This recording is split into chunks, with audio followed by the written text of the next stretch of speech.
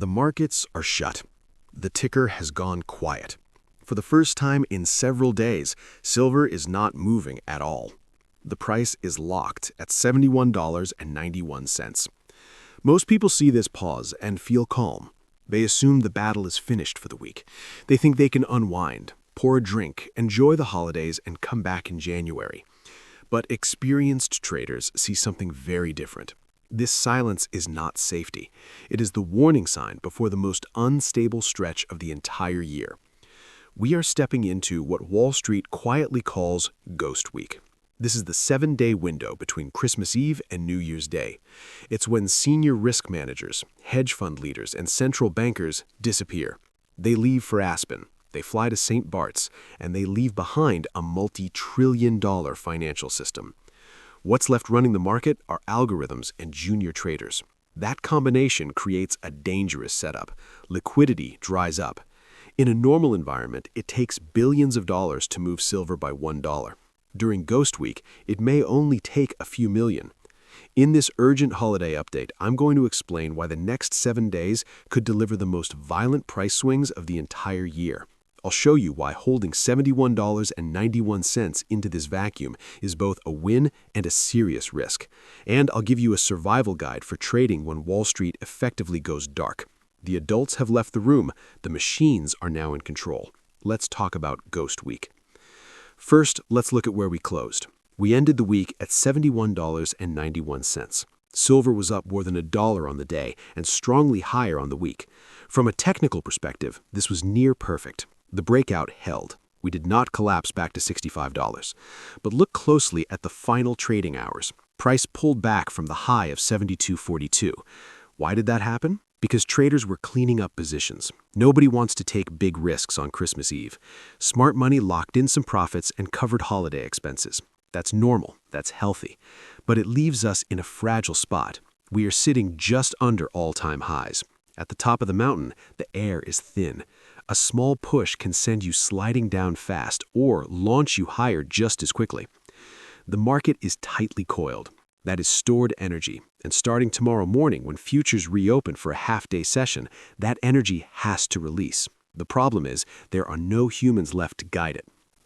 Picture a trading floor at JP Morgan or Goldman Sachs right now. On a normal day, it's loud, crowded, chaotic, phones ringing, traders shouting, decisions being made every second. Tomorrow morning, it will feel abandoned. Maybe 3 people will be sitting at desks meant for 50. This is the skeleton crew, junior staff, interns, the people who couldn't get out of town. They all have strict orders. Don't take risks. Don't place big bets. Just keep the system running until January. That sounds safe, but it isn't. If unexpected news hits, whether it's tension in the Middle East or a mining strike in Mexico, the skeleton crew doesn't have the authority to act. They cannot step in with capital to stabilize prices. So if a large sell order appears, they step aside and let the price fall. If a large buy order hits, they step aside and let the price spike. The shock absorbers are gone. Market makers who normally smooth volatility are not present. That opens the door to flash crashes and sudden rallies with no real reason behind them. Silver could drop $5 in 1 minute and recover it 5 minutes later. This is the Wild West. With the humans gone, who remains? The machines. High-frequency trading algorithms never take holidays. They don't care that it's Christmas. They run non-stop. In normal conditions, human judgment keeps them in check. During Ghost Week, the algorithms dominate. And algorithms thrive on movement. If price starts falling, they detect momentum and sell short. That selling accelerates the drop, which triggers more selling. Without a human stepping in to say, this price makes no sense, the cascade continues until a mathematical floor is hit. The same logic applies on the upside. If silver breaks $72, the bots will chase it higher. A melt-up becomes possible. Prices could reach $75 or even $80 on almost no volume. That's why technical levels don't hold during Ghost Week. Support and resistance behave like paper walls. Machines rip through them because there's no liquidity defending those lines. There's another danger you must understand: the spread. The spread is the gap between the bid and the ask. In a liquid market, that spread is about 1 cent. During Ghost Week, it can widen to 20 cents, 50 cents, or even $1. Why? Because market makers are gone. Anyone willing to take the other side of your trade demands a heavy premium. If you place a market buy, you might pay $73 when the screen says $72. If you sell at market, you could get filled at $70. You lose money just entering and exiting. That's why the #1 rule of Ghost Week is simple. Do not trade. Do not use leverage. Do not try to scalp moves. You are playing against machines that see your hand in a casino where the house takes a massive cut. For long-term holders of physical silver, none of this matters. The value of your ounce doesn't change because spreads widen. But for anyone watching the screen, it can be terrifying. Ignore it. So here's the setup. Humans are gone. Machines are in charge. Spreads are wide. Liquidity is thin. That creates what's called a liquidity vacuum. In Part 2, we're going deeper. We'll look at past holiday crashes and rallies. We'll examine the thin order book and visually explain how small orders cause huge moves. And we'll talk about the Santa Claus rally. Despite the danger, this week is statistically bullish. Why? Because without sellers at the desk, prices often drift higher. We'll look at the odds of silver hitting $75 before New Year's Eve, simply because gravity has been switched off. The market looks empty, but opportunity is everywhere. It is Christmas Day. Markets are closed. Silver is frozen at $71.91. It feels calm. It feels safe. But that calm is an illusion. We are now inside Ghost Week, the 7 days when senior traders leave and algorithms take control. We've covered the skeleton crew and the risks of automated trading. Now we need to talk about market physics. We need to talk about liquidity. Liquidity is like ice on a frozen lake. When it's thick, you can drive a truck across it. You can sell $1 billion of silver and barely move the price. During Ghost Week, the ice becomes dangerously thin. One wrong step and you fall through. In Part 2, we're going to visualize this liquidity vacuum. I'll show you what an empty order book really looks like and why a single buy order could send silver to $75 in seconds. We'll explore the Santa Claus rally, why markets tend to drift higher when short sellers are on vacation. And we'll examine what's happening at physical coin shops right now. The price is high. The ice is thin. Let's step onto it. To understand volatility, you must look under the hood of the COMEX. You must understand the order book. Picture a ladder. On one side are buyers. I'll buy at $71. On the other side are sellers. I'll sell at $72. In a normal week, every rung is filled with orders. Large buyers must climb slowly, chewing through levels one by one. Price moves smoothly. Tomorrow, that ladder will have missing steps. There may be a seller at $72, then nothing until $72.50, then nothing until $73. These are air pockets. If an algorithm decides to buy, it clears $72 instantly. Then it jumps to $72.50, then to $73. Price doesn't climb, it teleports. That's the liquidity vacuum. A $10 million order suddenly behaves like a $1 billion one. The same applies on the downside.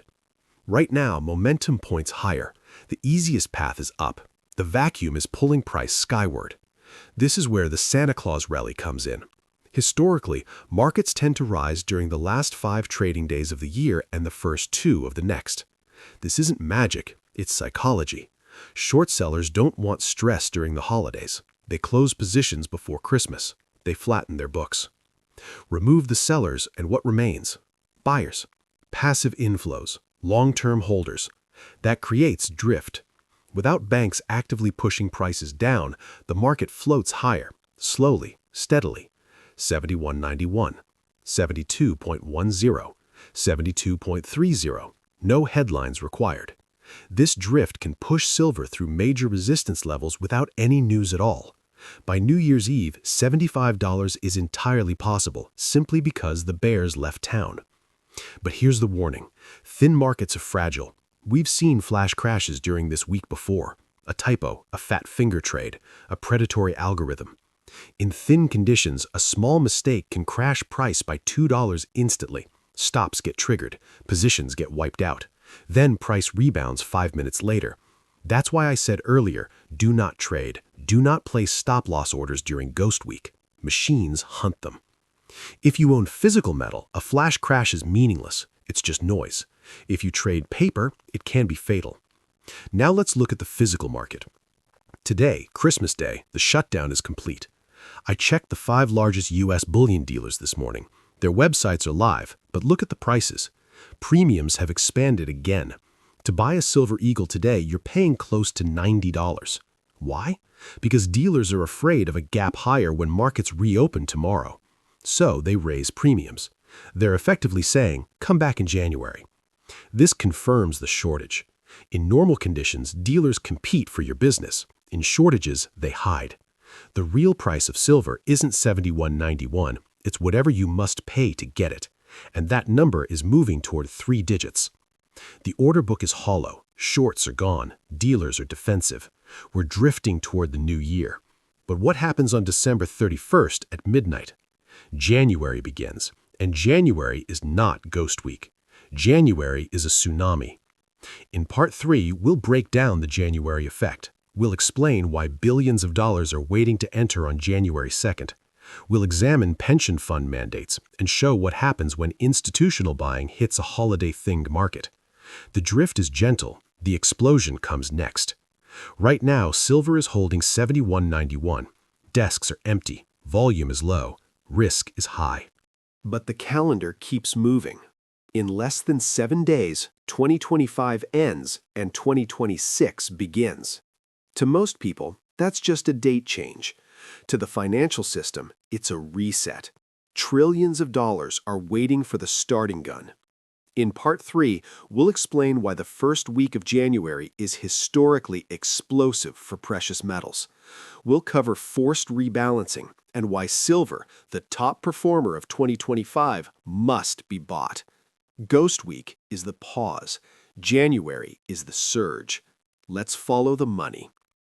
To understand what comes next, think like a portfolio manager. You run a $10 billion pension fund. Your mandate is balance, 60% stocks, 40% bonds, 5% commodities. In 2025, stocks were unstable. Bonds were crushed by inflation. Silver exploded, breaking $50, $60, and now sitting at $71. Silver was the asset of the year. Now look at your portfolio. You're underweight, or you own none. Your clients ask, why didn't we own the best performing asset on Earth? That's career risk. If you don't buy silver in January and it keeps rising, you're fired. So, on January 2nd, massive buy orders hit the market. Not speculation, mandated buying. When billions chase a tiny market, price doesn't rise smoothly, it skips. Global pensions control roughly $50 trillion. If they allocate just 0.1% to silver, that's $50 billion. Annual global silver mine supply is worth about $25 billion. Do the math. There isn't enough silver. Price must rise to ration demand. That's how $200 or $300 silver happens. Ghost Week drift is smart money positioning early. They know the elephant is coming. This shift is driven by the collapse of the 60-40 portfolio. Stocks and bonds no longer protect capital. Institutions need something uncorrelated. Crypto is too volatile. Real estate is illiquid. That leaves commodities.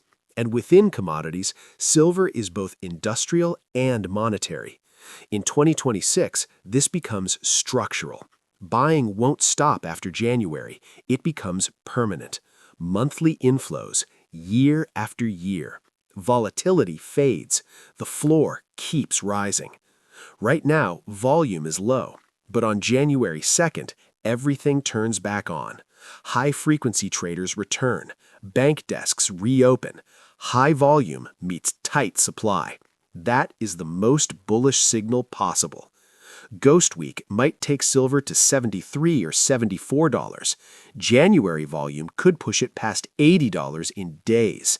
Energy is building. The dam breaks next week. This sets the stage for a historic 2026. In Part 4, the final chapter, we'll map the year ahead, debt ceilings, BRICS, solar demand, and we'll lock in the mindset required to hold through the volatility. The silence is ending. The real move is about to begin. Welcome to the Year of Silver.